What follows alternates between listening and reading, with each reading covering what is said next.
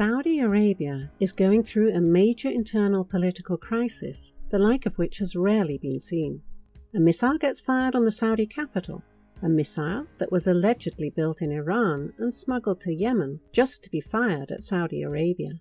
2 Saudi princes die back-to-back in 24 hours, one in an accidental helicopter crash, the other during a firefight that broke out while security forces were trying to arrest him.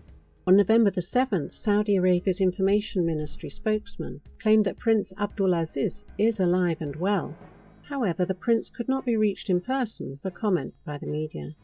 Other high-ranking members of the establishment and the royal family, the two tend to be one and the same in Saudi Arabia, get arrested on charges of corruption with their bank accounts frozen.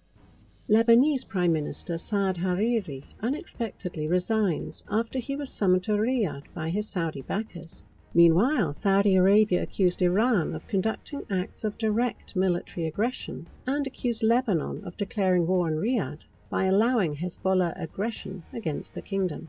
All of this happened in the span of just a few days. With ever-growing security challenges and problems at the regional level, the crisis that took hold of Saudi Arabia does not seem to be slowing down.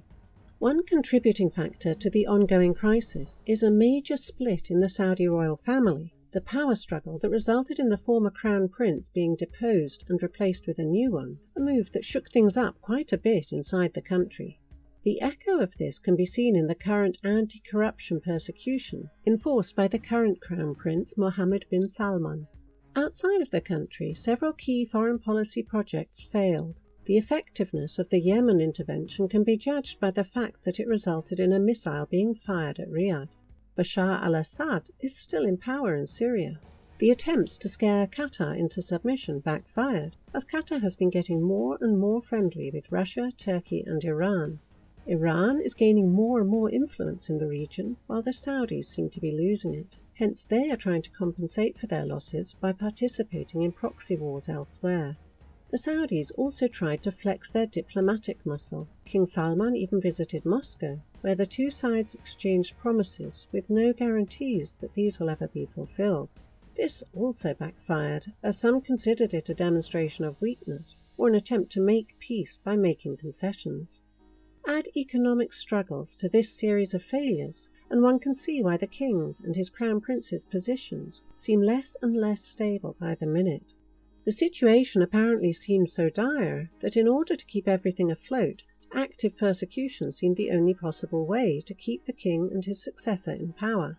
The anti-corruption campaign is just an excuse. The corruption has always been high in Saudi Arabia, and no one batted an eye before now. These are temporary measures. Persecution can hardly solve foreign and internal matters, and it will not lead to a solution of the problems. Right now, the kingdom's leadership is desperately in need of an enemy to unite the population and draw their attention away from the chaotic events that are unfolding in the country.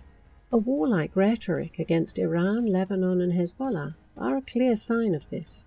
While Iran is a potent regional power in military and diplomatic terms, Hezbollah is a non-state actor. So Riyadh may choose the group as an enemy for its risky foreign policy undertaking. Saudi Arabia and Israel are obvious allies in their will to destroy Hezbollah. On November the 5th, Tel Aviv started the largest ever aerial exercise in the history of Israel. A leaked diplomatic cable confirmed that the Saudis and Israelis are coordinating their efforts against Iran and Hezbollah, thus escalating the already tense situation in the Middle East. The region may be heading for another large-scale military conflict.